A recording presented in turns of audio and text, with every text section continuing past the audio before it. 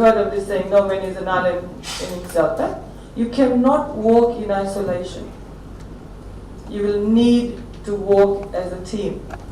And that's something that we are trying to strengthen within our health system as well. And of course, when you have teamwork, you basically are going to learn to show respect to all those that walk around you. I normally say nurses are the face of my hospitals. You doctors are probably the engines of the health sector. And you need to walk. If they are the face, then you are the heart of our health system. Very important, both the nurses and the doctors. Many a times we hear this sort of resistance to work together because you think you are doctors and they are nurses. I mean, for us, you are all part of a team that we need to deliver effective services for our people. So the start of your career as medical officers coincides with the start of New Year. And that is always a good time to reflect on your past achievements, failures, and prepare for the future. I haven't wished you a happy New Year, and I was waiting for this moment to say, I'm very happy 2018, and I'm sure 2018 is going to be a nice year for us in the health sector. You're all aware of the challenges that we continuously face. As I mentioned earlier, we are constantly under public scrutiny. So I'm sure 2018, you and I, with the rest of the team from the health sector, will try to progressively achieve a lot for the ministry and the government as a whole. I'd also like to remind you at this point of time to uphold the values of the ministry and the government by having respect for human dignity, having integrity, being customer focused, being responsive, and practice equity. I'd also like to remind you to be empathetic in your service towards your customers, your patients that you will serve on a daily basis, and that includes the families of the patients and the public as well. As I and my team travel around the country and visit our hospitals and health centers, I'm always encouraged by the positive feedback that I receive about the services from the patients. However, there are a lot of complaints that also come to us. You're aware that we launched our contact line 157. This is to allow the public to raise their concerns regarding our services, and most of it is the services that you provide to the patients. Again, like I said, you're always under public scrutiny. What you do, how you behave, to the fact that how you dress, how you talk, how you attend, how you diagnose, how you prescribe medicines, all in all. People come up with complaints like, the doctor was on the phone when he was attending to me. Okay? I'm sure you're not going to be that batch of doctors. New generation of doctors. Service-oriented, as I mentioned, with integrity, compassion, dignity, commitment, diligence, everything. Sometimes it actually saddens us because just one of you and just one action of yours is enough to sabotage the good work done by the other 100 of your colleagues. Okay? We have made it very clear from the beginning that the ministry will not play a defensive game when things go wrong. You will be held accountable for your actions. You are new medical officers. You will still need guidance from your seniors. Please do not hesitate to ask should you have issues diagnosing a patient. You will be answerable for that. And civil service is here to ensure that we put those disciplinary things in process. So many a times I'm asked the question, what are you going to do to the doctor or nurse who is found guilty of negligence? We have our own disciplinary procedures and our officers go through that, and you will be no different. Okay? Please do not be rude. Do not be seen as being uncaring, because that that is not a quality that we want our doctors and nurses and health officials to have. You must be caring at all times. Many a times you'll be need to go that extra mile. That smile that we talked about in the morning. That comforting smile that you can give to your patients. You know, we always have these complaints about long waiting lines, and you must have encountered that when you were doing your internship. Sometimes, stop on the way. A kind word to somebody who's waiting to be seen will do wonders to it. But if you walk by a long queue just because you're a doctor, you're not doing justice. Eh? Sometimes, oh, that's not my role, that's a nurse's role. You might have to interplay those roles as well. That's where the teamwork comes in. That's where you need to go the extra mile to provide the services that you're mandated to do. So please deal with patients in a very caring way. Like I said, we've also received complaints of doctors not being friendly. I think we Fijians are known for our friendliness all across the globe. So let that not deter you all.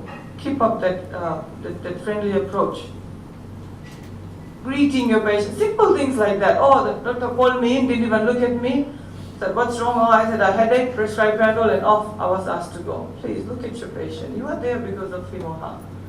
Talk to your patient.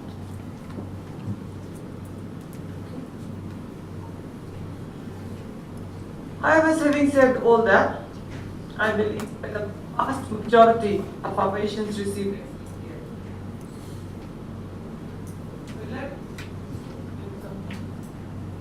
there is something? No. But let us not forget that our role requires us to treat everyone, each and everyone, regardless of gender, age, socioeconomic status, equally. And that's where your oath comes in. Okay? That's why I reminded you of the oath in the beginning. In your first posting, you may be posted to our health facilities that may be facing many challenges in terms of resources, building structures, equipment.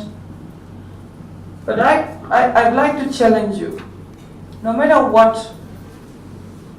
where you are posted, it's the quality of your service that really matters. The experience that a patient has when seen by you in a particular facility, that's what matters. You may forget the face of your patient, but that patient may never forget the face of you. That patient may be one of the hundreds or thousands that you will see in your career, but you may be that one face of a doctor that may encounter. And that experience is going to last for long. I do recognize that we need to improve the physical surroundings in our hospitals and health centers, that you may be posted, and we also need to provide you with the much needed resources and equipment.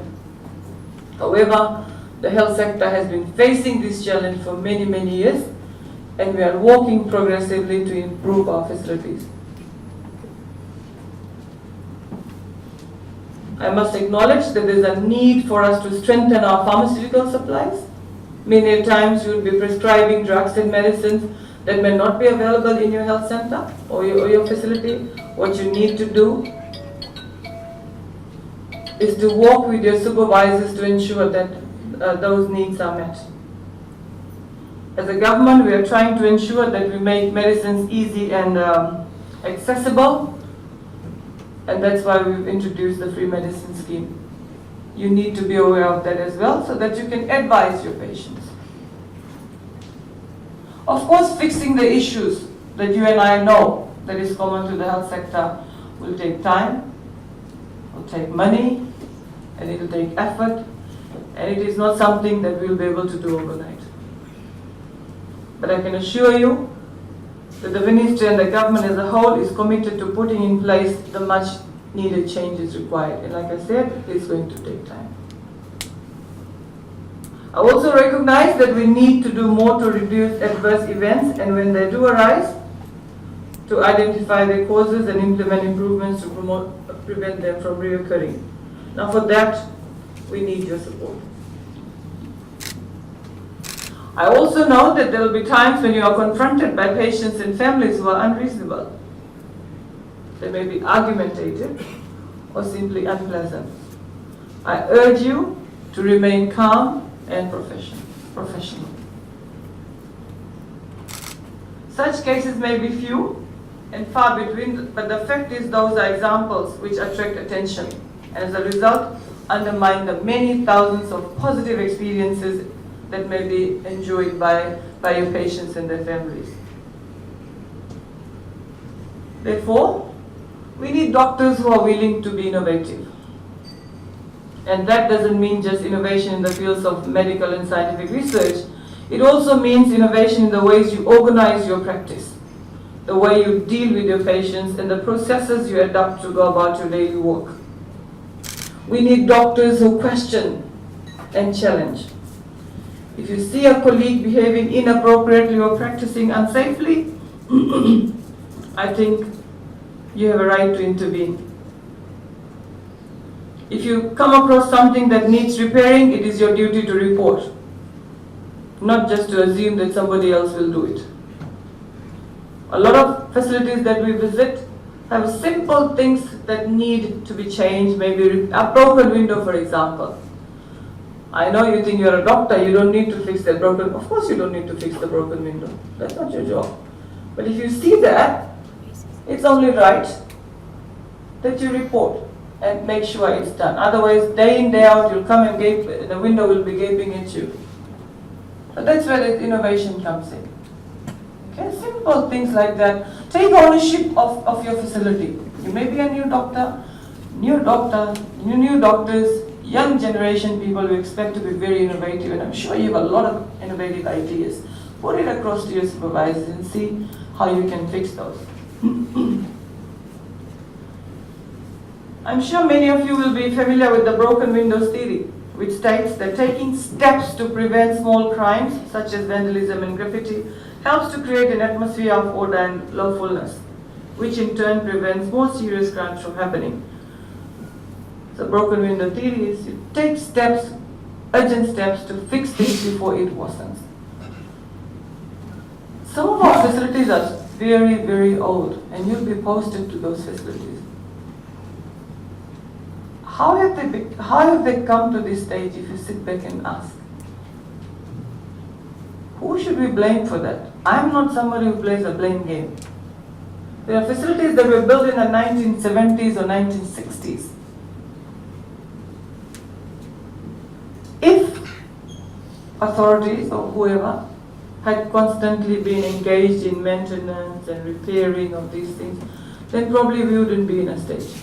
But again, like I said, it's no use playing the blame game. We will have to see what we can do to pave a better, positive way forward. Okay.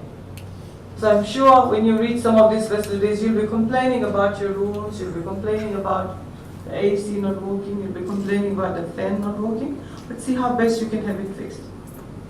You'll have your DMOs, you'll have your SDMOs, you'll have your supervisors and stuff. See what you can do. Okay. So the broken window theory, we need to apply it. Apply the same concept, the same thinking in our hospitals and health centers, where small steps to improve environment will encourage others to care more for the environment.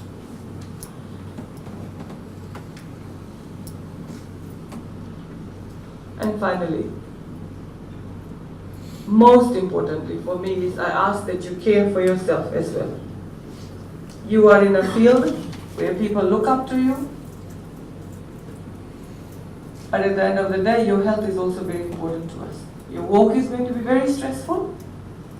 I'm sure you know it by now, okay, the work demands. So I ask you all to care for yourself. As I mentioned, your job is a stressful one. And can you imagine what my job is? How stressful my job would be? If you are stressed, indirectly I'll feel the stress because you might do something wrong. So please take care of your health as well. You need to sleep, you need to exercise like we promote to the public. We need a healthy workforce. I was talking to the police commissioner yesterday, and he reveals to me that they have a lot of issues within the police force in terms of health.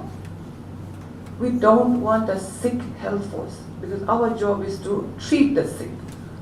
So you need to be stress-free. Okay? Stress-free. Some of you already know where you'll be posted to. Some of you may go to remote locations where there's very little peer support. But you've got to understand that you will have to let go of the comforts of the city life or the comforts of your home to take up that challenge. And hats off to those who will be posted to the rural remote areas where you'll be put to the service of our Fijian people in the maritime areas, in the remote rural areas. Be the change there, you know. Be the change there. People look up to doctors and stuff. So create that image for yourself. Build that trust and respect among your community so the community can turn to you for other areas of support as well. It is often said, why I'm saying that, it's often said that doctors are amongst the worst people when it comes to self-care. Okay? So it's very important that you bear that in mind, look after yourself, look after your health, ensure that you live a healthy lifestyle, and safeguard your own physical and mental health. Again, don't let that stress get to you. You're young people. We need young, budding doctors like you to take us forward. Okay? I'm sure your walk is all cut out for you. The day's program is all cut out for you. So, and you're all ready to get into the beat of those things. It's a beautiful morning, beautiful start to New Year. Well, not a very beautiful start with the floods in the Western Division, but life goes on. Okay, life goes on. So on behalf of the Minister of Health and the Minister of Civil Service, and on behalf of the Prime Minister and the Government of Fiji, I'd like to welcome you once again to the Ministry of Health. And we all look forward to working with you in improving our service delivery to our fellow Fijians. So with these words, I wish you all the very best. And well, I'd like to thank you for choosing this profession. I was talking to my former doctor, and they were saying, "Oh, how much do your doctors receive now?" There has been a significant pay rise, okay, and of course that comes with that expectation from the government, from the people, okay. Taxpayers' money has been used to provide you this education, okay. So please do your work with diligence and commitment. And like I said, never be afraid to ask. You may be working with very senior doctors in the facilities that you go to. So it's, like I said, teamwork. You need to team up. And I'm sure you'll do justice to the call of this profession. Okay, so thank you very much. And like I said, welcome to the Ministry of Health. We take these first few steps into our long road of our making us, into our first few steps. And as juniors, it's very reassuring to know that you stand behind us, especially in these changing times where unity within the medical services. The Honourable Minister, photo taken, and due to the space we mingle and feel free to